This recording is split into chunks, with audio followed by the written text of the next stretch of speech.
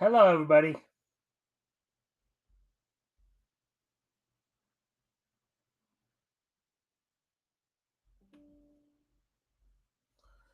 All right, so welcome. Today is Tuesday, August 29th, 2023, and we're here for another episode of the Mikestand. And of course, we're continuing our nightly niche news coverage, as well as, of course, don't forget this Friday. This Friday, I'll have Rick Piper on with me from Cross Comics. We go over comics that went on sale in December 1939 from what was known then as Timely Comics. And of course, we know it today as Marvel. Um, so with that, we're just going to give people a chance to come in here. You're waiting on more people to show up. With that, da da da da da da da da da da da. Da da da da da da da da da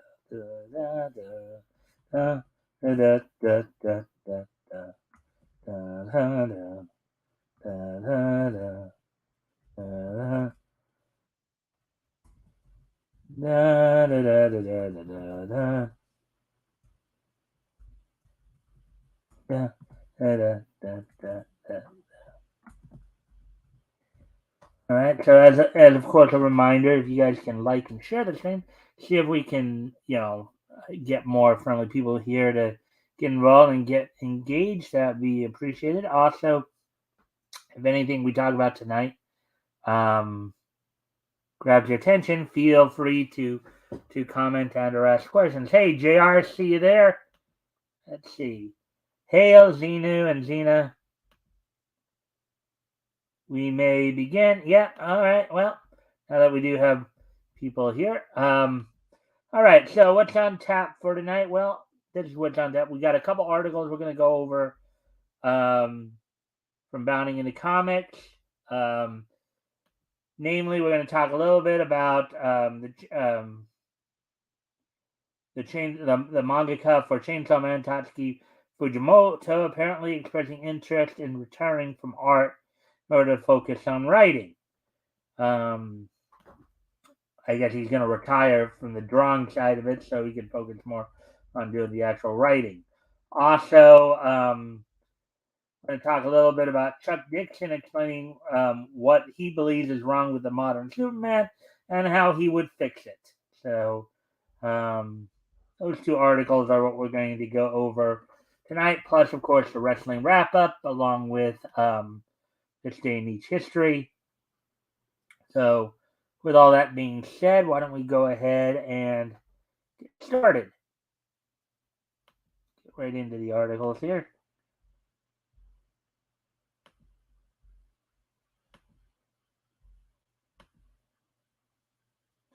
And as a friendly reminder, if of course you can like and share the stream so we can see if we can get some more friendly people in here, that'd be appreciated. Also, anything grabs your attention, feel free to comment and or ask questions, and we will go ahead and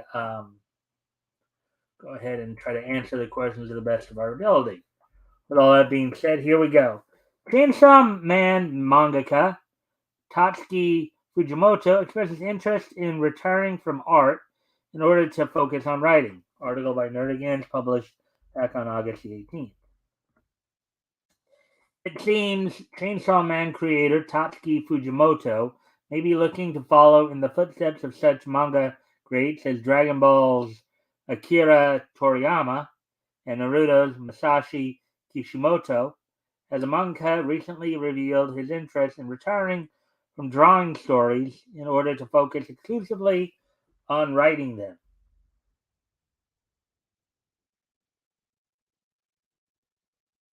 The topic of Fujimoto's possible retirement came up during a July interview with Shueisha Online Magazine's Kenta Teramura, translated via at Lightning 446.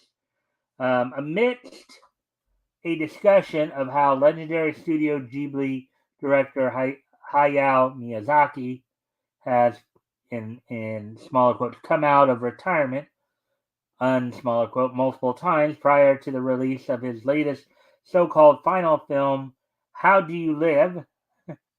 um, in the English title, I guess, The Boy and the Heron. Um, the mangaka was asked whether or not he felt, quote, there's such a thing as a true retirement for creators, unquote.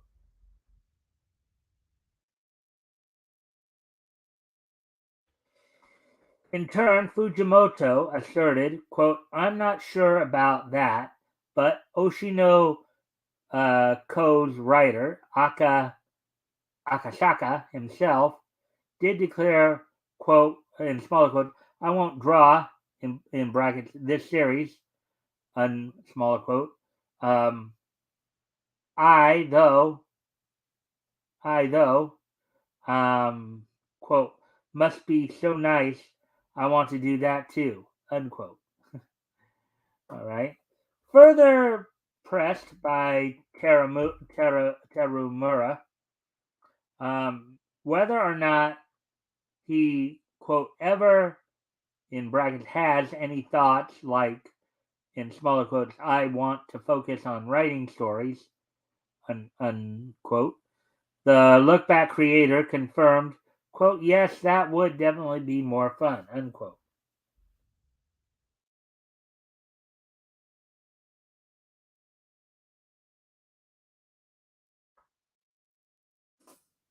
See if you guys are saying anything yet. Hey, Rick. Hey, Rick, thanks for dropping in. As always, if you haven't already, if you can like and share the stream, see if we can get some more friendly people in here. And also, if anything grabs your attention, feel free to comment and or ask questions, and I'll try to answer them to the best of my ability. And I do thank you for the like and the share already. With that, let's go ahead and continue on here. Notably, Akasaka made the decision to retire from drawing in 2022, the announcement coming hot on the heels of the conclusion of his breakout series, Kaguya-sama, Love is War. However, still wanting to create manga, Akasaka began outsourcing art duties for his subsequent works to younger artists. Um, as a result, the mangaka is now able to produce two concurrently running works. The aforementioned Oshino Ko, illustrated by Mengo Yokoyari, and the romantic comedy series Love Agency, as drawn by 4 millimeter Nishizawa.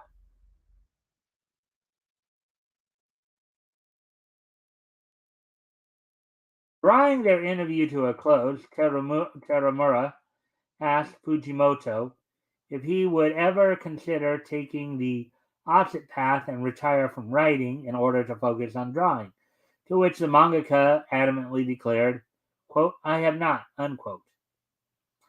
Quote, of course, it's fun to balance out the story and the art, and there is certainly a level of enjoyment from just writing stories, unquote, he explained. Quote, but as far as art goes, in my case, I think I could only deliver a narrow minded impression to the audience, unquote.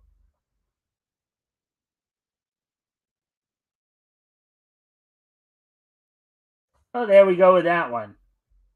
That one's kind of a quickie.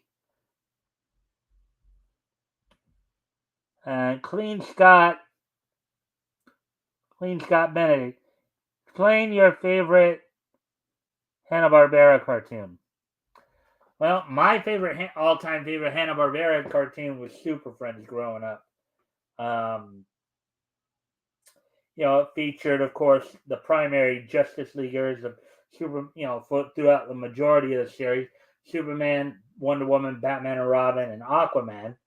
Of course, it was a franchise, so you had the all new Super Friends. Initially the initial um, Super Friends cartoon started out as with Marvin, Wendy, and Wonder Dog, and then they were replaced in the all-new Super Friends hours with Zan and Jaina and Gleek, one at Exor. You had Challenge of the Super Friends, which brought in more of the characters. And of course, during the all-new Super Friends hours, you got the creation of characters like Black Vulcan, Samurai, even El Dorado. And then they, of course, had the Super Friends Legendary Power Team in 1983, and then Galactic Guardians in 1985. So, what's your favorite 2001 movie? I don't remember off the top of my head. So, anyways, well, the first story is done there. So, let's see. Let's get ready to move on to the second story here. We're gonna do.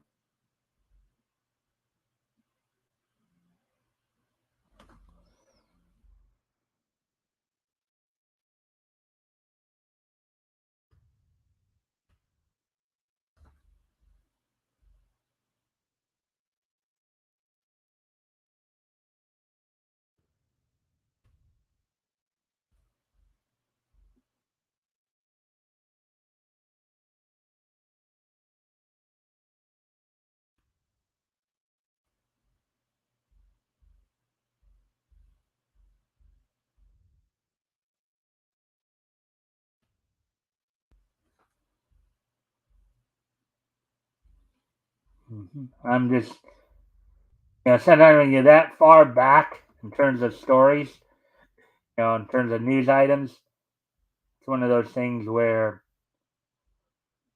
there we go, there it is. Just takes you a moment to. All right, so let's see where we're at on time here. Let's see. 12 minutes. I may add a story then. If we get to the second one, if we get to this one as quickly as the first, I may actually add a story or two. Anyways, let's see what's up with this. So, former DC writer Chuck Dixon explains what's wrong with modern Superman and how he would fix it. Article by J.B. Augustine, published back on August 21st, which is a week ago yesterday. The movie section here. James Gunn is the next in line to try and give Superman an upgrade in his reboot that won't enter production until next year. But a lot of you out there wonder if he is the right man for the job. He doesn't do himself many favors when his story seems to change every week as to what Superman legacy is.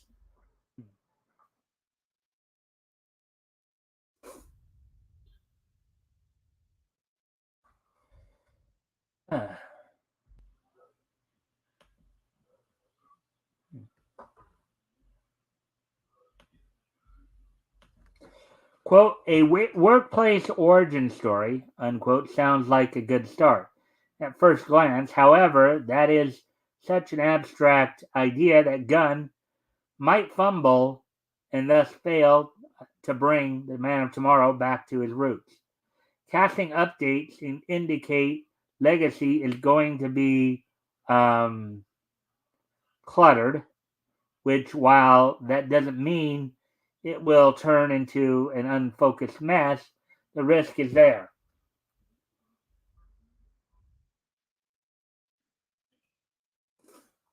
Gunn might not know what fans want either, despite how long he has been one. Yeah, and the thing is that from some of the things we've been hearing, if he still tries to sit there and push agendas, that's not going to help him much either. He's going to keep turning away a lot of the older, more traditional fans, you know, in the name of diversity, and then that's just not going to fly with a lot of people. Let's see. Dozens of other fans and creators could have better ideas to put Superman back on top. One who opined in the past that Gunn is in over his head, writer Chuck Dixon has a pitch for what he thinks could work.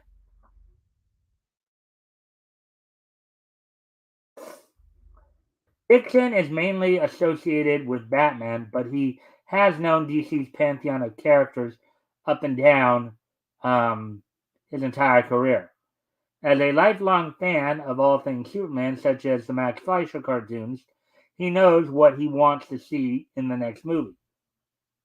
Starts with giant robots, something a few pining for the unmade Superman Lives would like to hear.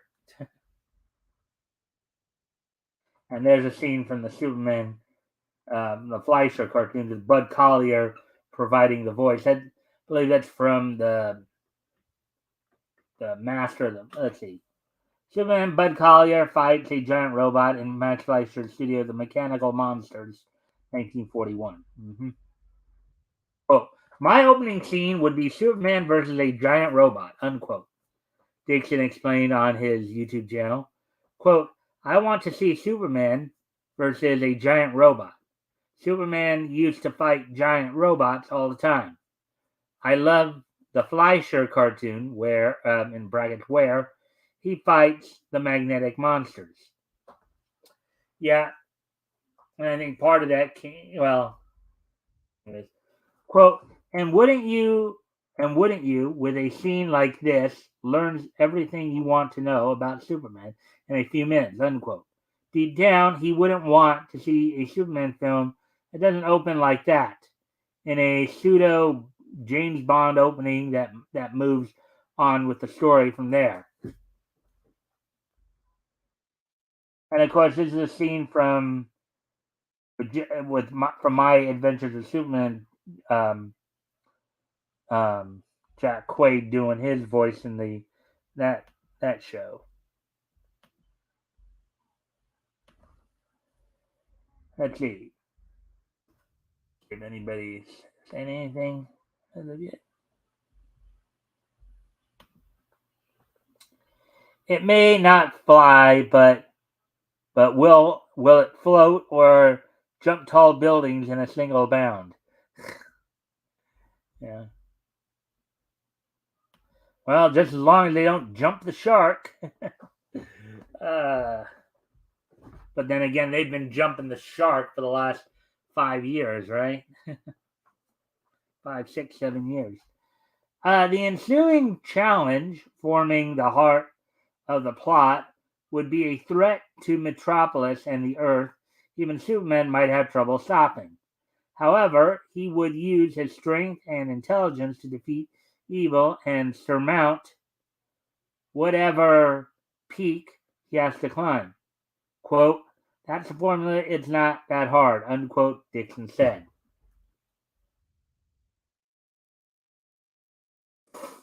The next question he read, how Dixon would fix Man of Steel's ending dovetails with all of the above. He answered that Superman would find another way to beat Zod without killing him. Ideally, through some means his foe didn't think of or was unaware of.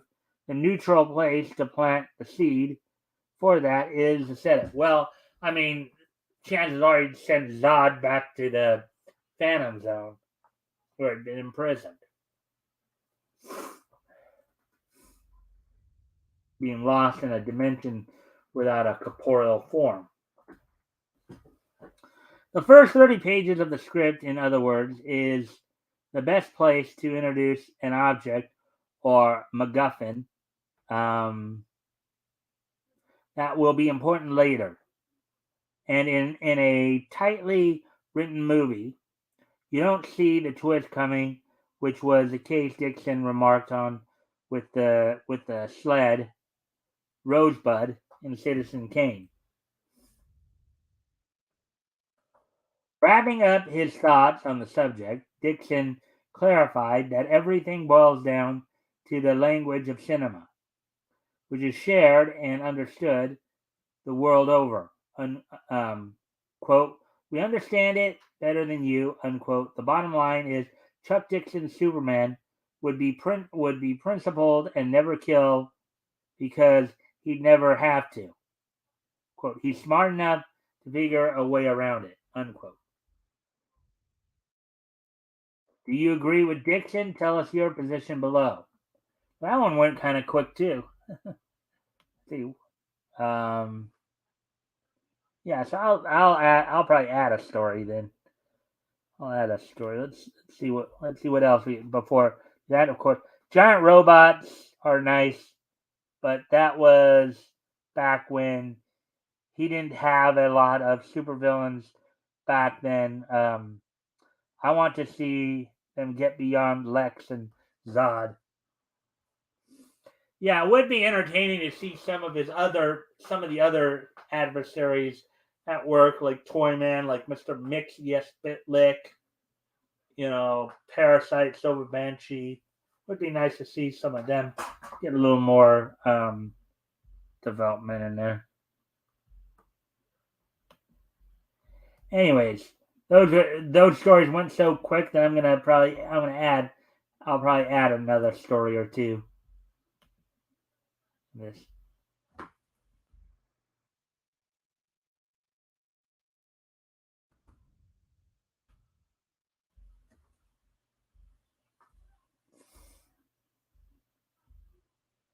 First off, of course, we got to get back to one story. Our marker there.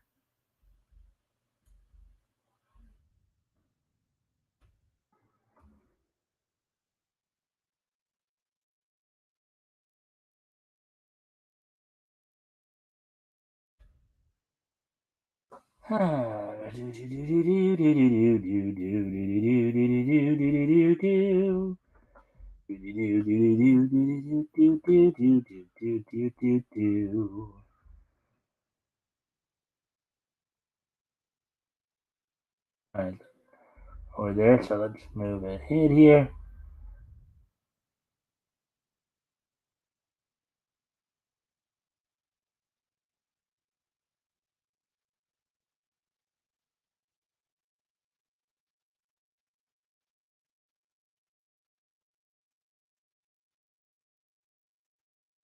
All right, well, we'll do this one because this one looks like it's talking more about cartoons here.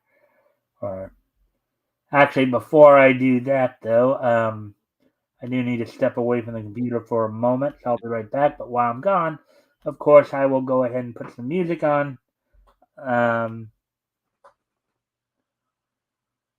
Work up to Lex in his armor and in a third or fourth film. Sounds like an interesting idea. Anyways, I'll be right back. I do need to step away from the computer for a moment.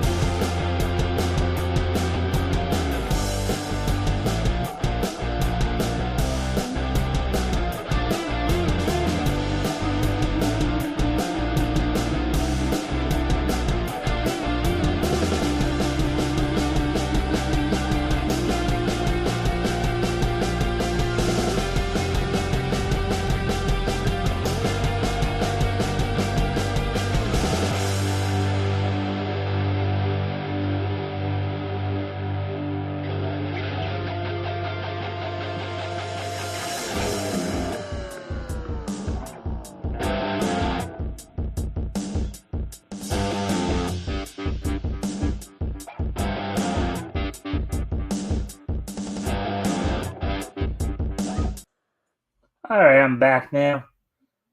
All right, so anyways, let's get of course, if you haven't already, if you can help out by liking and sharing the stream, see if we can get some more friendly people in here, that'd be appreciated. Also, if anything here grabs your attention, feel free to comment and or ask questions. I'll try to answer the question best of my ability. With all that being said, let's continue on here.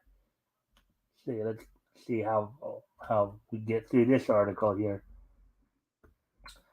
Disney confirms live action quote unquote the Little Mermaid inspired animated series Ariel will race swap King Triton and Ursula. Article by Nerdigans Inc. published August 22nd, which of course is a week ago. So Disney has revealed their upcoming Disney Juniors Ariel will feature race swaps of both King Triton and fan favorite villainess Ursula. Its change has ostensibly inspired by the company's similar diversifying of Ariel in their recent live-action remake of The Little Mermaid, was first revealed by Disney during their August 18th Disney Junior and Friends Playdate event. Unveiling the first official members of the series cast, president of Disney branded television, Io Davis, announced that Ariel will be voiced by mixed-ish star Michael Michelle Harris. King Triton will be voiced by Murder in the First star Taye Diggs. Ursula by Glee star Amber Riley. Alongside these casting details, IO also released new concept art for both Diggs and Riley's respective characters. And while it was previously known that Ariel herself would be race swapped for this new animated series, these pieces of concept art provided confirmation that both her father and her archenemy would be following suit. There it is right there.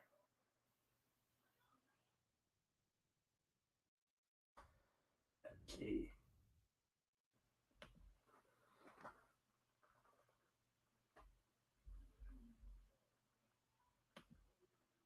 Let's see.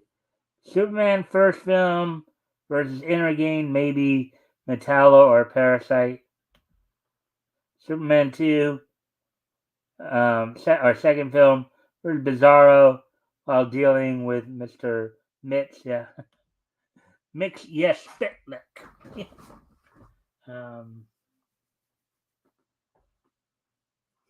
Mm-hmm.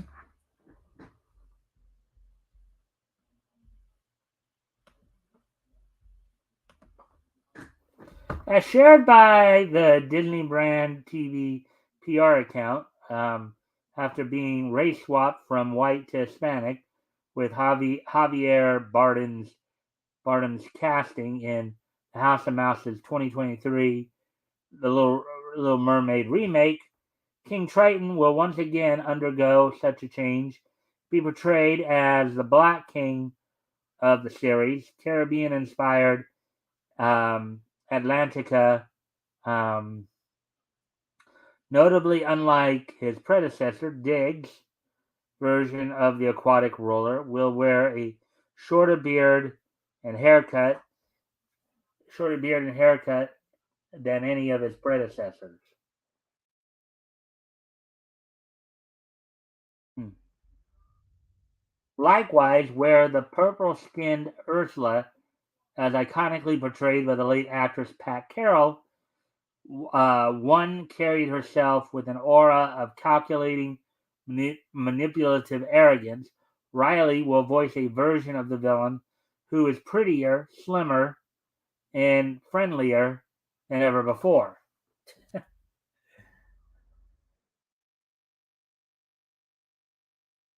Sporting a violet dress dress-esque body, gold accessories, and elegantly styled hair, this latest iteration of Ursula looked more like a church-going middle-aged version of Riley than the iconic Sea Witch.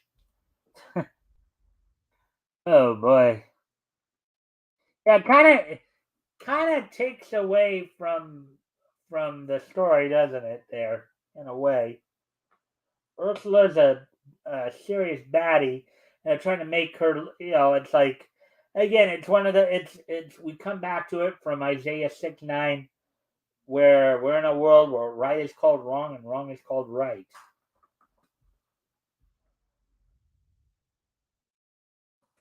When the series was announced, Disney emphasized that, quote, throughout the series, the multicultural diversity of the Caribbean is highlighted through music, food, festivals, fashion, language, and folklore. Quote, Dr. Patricia Saunders, professor of English and Hemispheric Caribbean Studies and director of graduate studies at the University of Miami and author of 2 books, serves as cultural consultant on the series. The company detailed, quote, Sean Skeet, chair of Berklee College of Music's ensemble department, is a Caribbean music consultant, unquote. Despite less than seaworthy race-swapped live-action remake barely survived the global box office, Disney is continuing to dive deeper into milking their latest cash grab.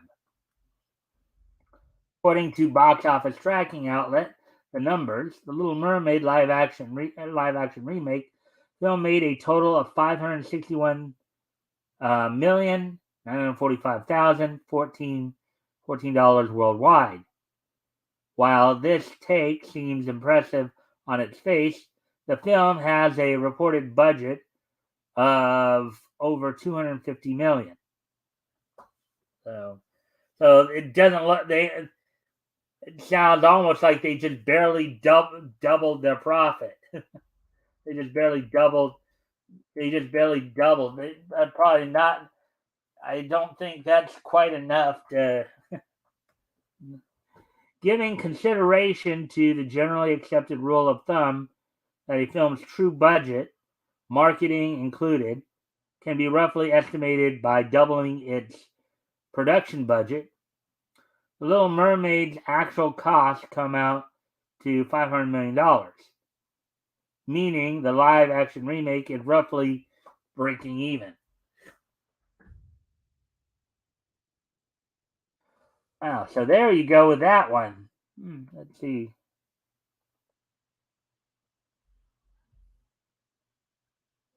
33, 34 minutes. Disney just wants to die, don't they? I guess. I guess that's one way of looking at it. 34 minutes. I think I will try to do one more story here. I will try to get in one more article here. We're at the 34-minute mark, so if the next article I pick happens to be like the one we had, then that should be good.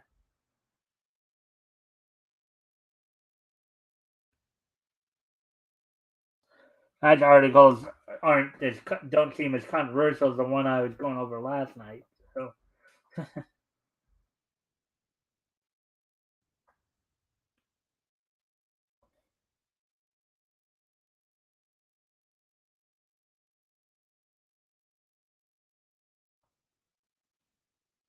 All right, so there's the.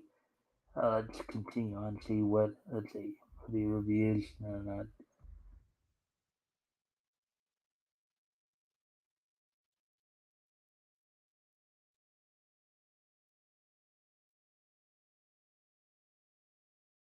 Okay, comic books. Here we go. I'll do this story.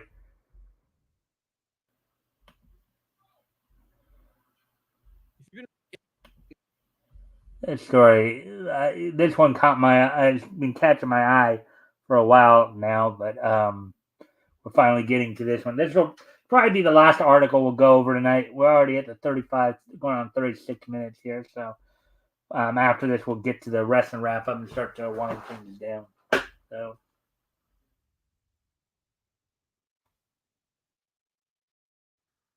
all right. So, disgruntled CBR employee hijacks official Twitter account, publicly accuses outlet of becoming an AI-driven, clickbait-focused content mill, quote unquote. All right. So this one sounds a little more interesting. Article by Spencer McCooley, published a week ago on the 22nd in the comic book section. So, in a move that speaks volumes to the present state of the entertainment media ecosystem, a disgruntled comic book resources employee recently used their access to the outlet's official Twitter account to deliver a scathing condemnation of its current leadership direction. Oh boy.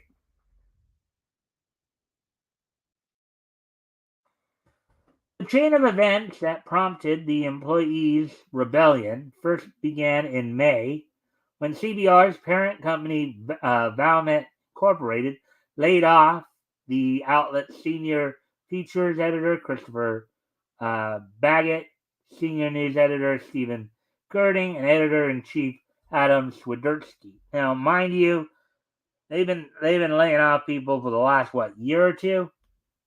It's just been going down, like the song goes, going down, down, down, down, gravity, going down, down, down.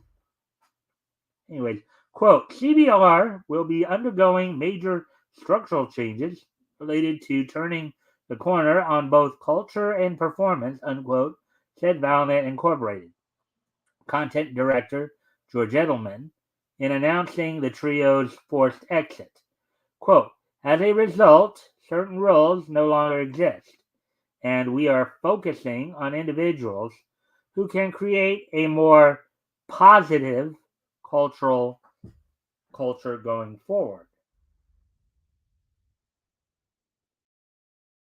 However, despite Valmet's claim that these staffing changes were made in service of sparking a new and more quote unquote positive company culture within CBR, supposed insiders who allegedly spoke to the Beat informed the outlet, quote, that those removed were actually standing up for writers, with Swiderski, Girding, and Baggett pushing back against more changes along the lines of what PUC reported, unquote.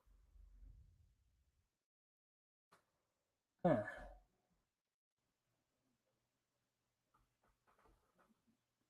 All right.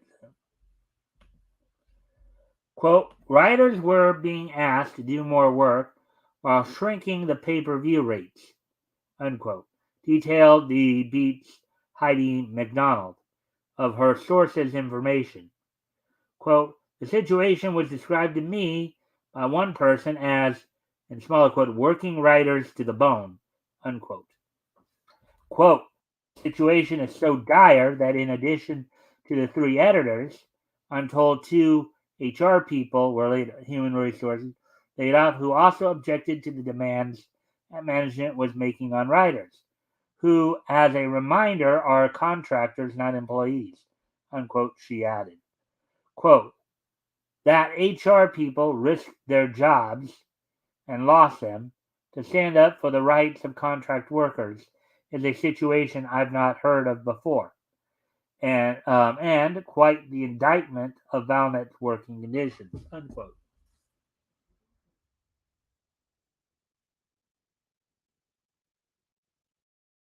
Then feel free to comment and or ask questions. And here grabs your attention. Um, yeah, continuing on here. A month later, Valnet's supposed, in smaller quote, structural changes would claim the job of the site's comic book news editor, Brandon Schwer, Yeah, when I was still utilizing CBR, I did see a number of his articles. Would report tweeting about his release on June 26th. Schwer um, would negatively note that he had quote a million stories that could be told about the past month, and in brackets Valnet unquote. Though ultimately chose to keep them close to his chest. Following a quiet July, Valnet would resume their staffing cuts on August 18th, at which time both lead news editor Emily Zogby and editor Matt Arrow, the site's last two editors, announced that their positions had been eliminated. Quote, after 3 years, I have been let go from CBR, unquote, Zogby informed her followers. Quote, I started as a weekend news editor and left as the lead news editor. I may have more to say later. I don't know. I obviously have a pre-written statement prepared for this extra scenario, but I don't want to deal with it RN or right now. Yes. Um, Oh, after 4 years of editing and writing for CBR, my position and department were eliminated by parent company Valnet um, today in their pivot away from news and towards being being a content mill, said Arau in her own statement. Um, quote, they've spent months firing people and restructuring, so it wasn't a huge surprise, but still a blow. In light of both Valnet's further reduction of its editorial team and Arau's accusation, many readers began to speculate that CBR was pivoting away from actual news coverage in favor of gaming ad revenue by vomiting out AI generated non articles. This speculation eventually grew so rampant that on August 20th, CBR managing editor John Arvidon took to his personal Twitter account to explicitly clarify, quote, no, CBR has not eliminated its news section, unquote. It would be 2 days later, ostensibly in response to Arvidon's above statement, that one of the site's disgruntled employees would make their frustrations publicly known. Okay. Taking advantage of their access to the site's official Twitter account, the unknown employee would tweet on August 22nd, which was a week ago today, quote, despite rumors to the contrary, we have not eliminated our news section. We simply fired all of the news editors who didn't resign in protest and have been slowly gutting our other departments as Valnet continues CBR shift to an AI-driven, clickbait-focused content mill, unquote.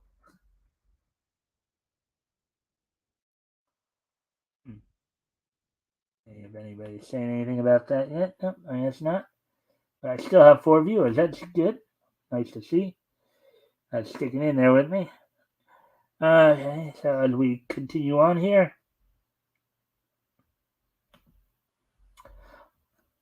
unsurprisingly, this tweet would be quickly deleted, so much so that it was unable to be properly archived, but not before it was screen capped and shared far and wide across social media.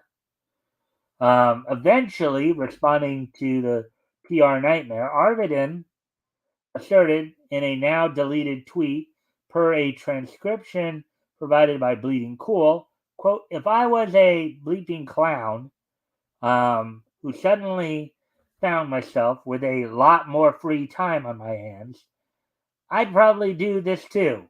Well played, unquote. Or he's kind of giving praise to the person who did this to him. Let's see. Taking note of Arvidin's response, Arau would subsequently confirm, quote, we all woke having been locked out of every account. So it looks like at least one person who's still left is pissed, unquote. Quote, nice to know someone there cares about those of us who were fired, unquote, she concluded. As of writing, neither CBR nor Valmet Inc. have offered any official to the accusations made in the rogue tweet. Further, as noted above, the identity of the rogue employee has yet to be confirmed. Until then, keep following Bounty in the Comments for all your non-machine reporting needs. Bounty in the Comments, of course, taking a shot at CBR right there, right? Anyway, so all right, so we got through 4 articles tonight. That was pretty good. The last one was a little bit longer, a little bit more deeper, but the first 3. So we cut quite a bit of material out there. So with that, it's like 46 minutes now. So now we're going to move on to the wrestling wrap up here a little bit.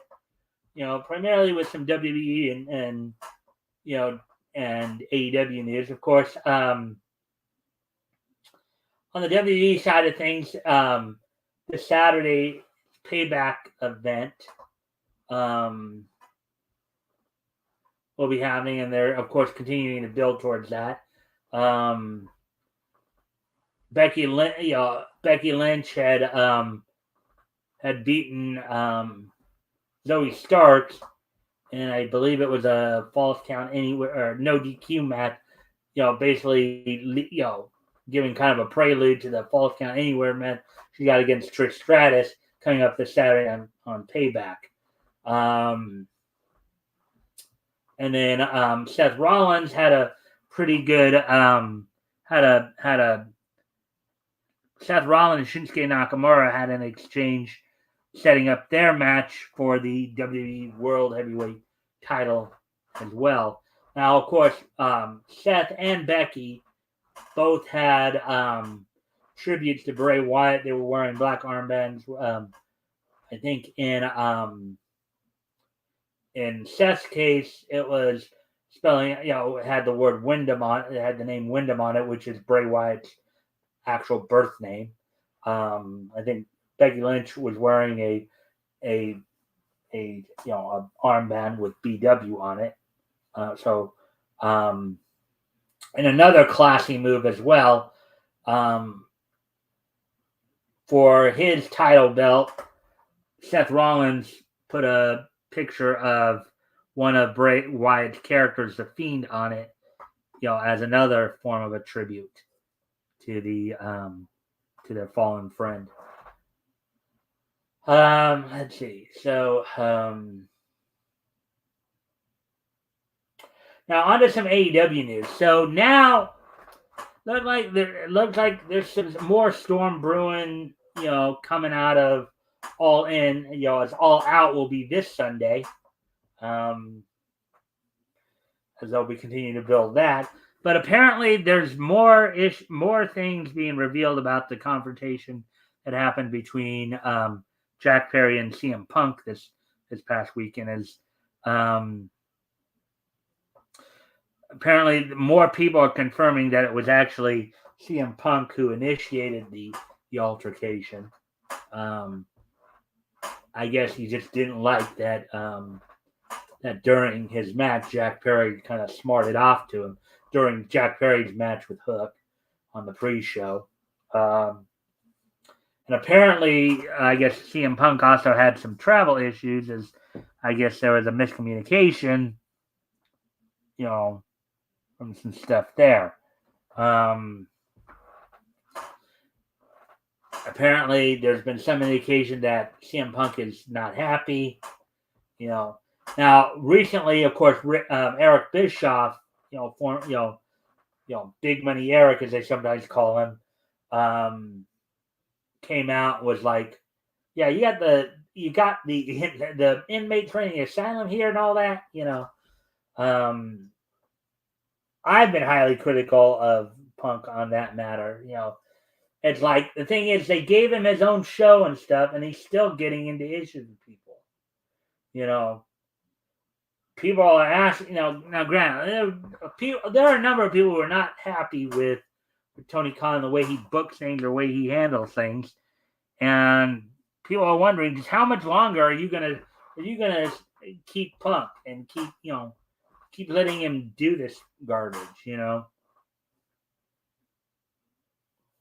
course, before his current situation with Jack Berry, CM Punk had reopened an old wound with Adam Page recently, supposedly. So is it just a matter of time before the AEW locker room just finally gets tired of Punk? I mean, I don't think he's got a lot of people who are really are going to be standing up. I think FTR still kind of standing with him a bit, but even they got to eventually come to a realization, hey, look, he's not helping our company here acting this way. But anyway, so that's all we got for the wrestling roundup. So now we're going to wind things down. Today being Tuesday, August 29th, 2023. Let's take a look back at this day in each history. History!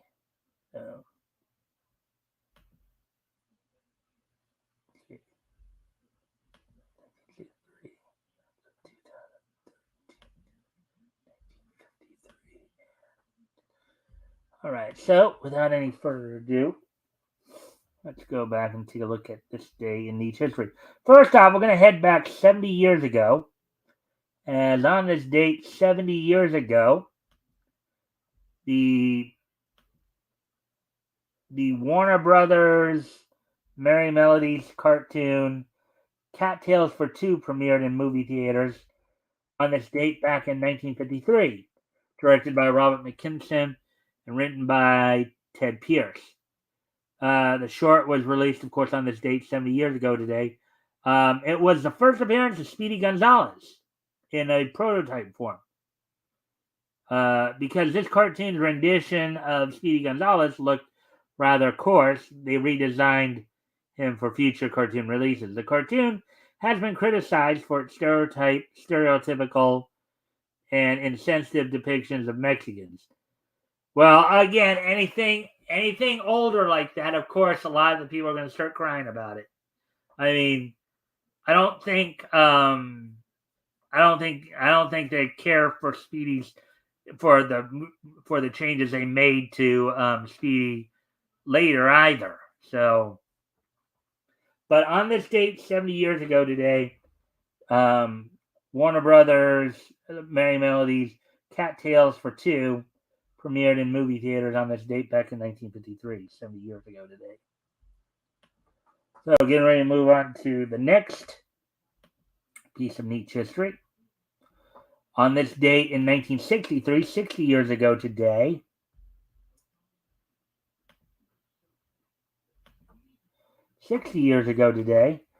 the 50th issue of Brave and the Bold went on sale on this date back in 1953 from, of course, National Periodical Publications, known to us today as DC. It's a bi-monthly book. It sold at that point for 12 cents, 32 pages. So according to the notes here, beginning with this issue, the Brave and the Bold became a team up book.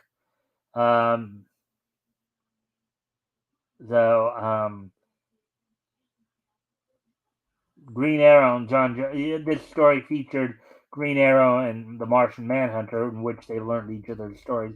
But this was basically the first issue where it became a team up book.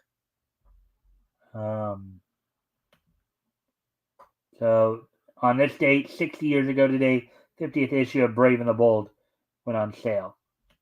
Moving ahead to 2008, on this date in 2008, Magic Bus's OVA Cobra the Animation premiered and was released on this date back in 2008. So 15 years ago today, the OVA Magic Bus's OVA Cobra the Animation was the first episode was was released on this date back in 2008, 15 years ago today. And finally, on this date 10 years ago today,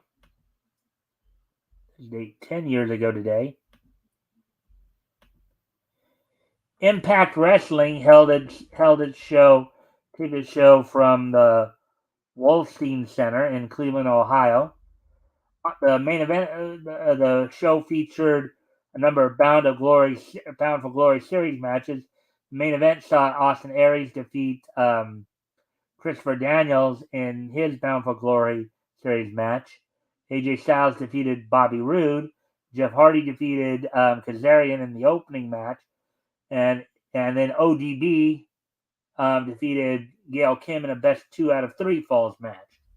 So 10 years ago today, TNA's Impact Total Nonstop Action premiered on this date 10 years ago today. So with that, I thank everybody for being here tonight. Again, don't forget, back here with more Niche News tomorrow, as well as of